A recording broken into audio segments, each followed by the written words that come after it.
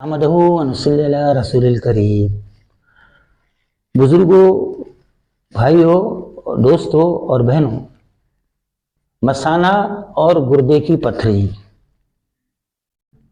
گال bladder stone یا kidney stone, دونوں کے لیے ایک بہترین نسخہ جو بے انتہا مفید اور مستعمل و مجرب بھی ہے۔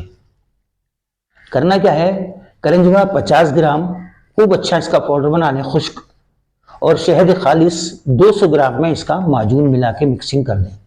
یہ آپ کی ایک بہترین دوا تیار ہو گئی۔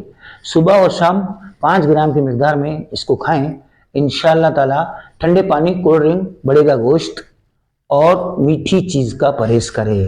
سفید چینی والی کوئی چیز نہیں کھائیں، گڑ والی چائے پی سکتے ہیں۔ اس کو آخر تک غور سے سننے کا اگر حق ادا کریں گے تو اللہ پاک آپ کو اس پر عمل کرنے کی بھی توفیق عطا فرمائیں گے۔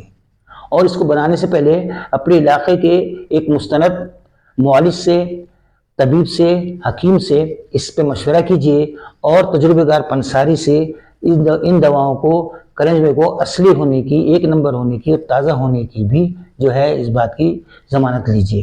اور شہد بھی خالص ہو تو یہ ایک اچھی اور پر اثر دوا بن سکتی ہے جو آپ کے لیے بے انتہا مفید ہو سکتی ہے۔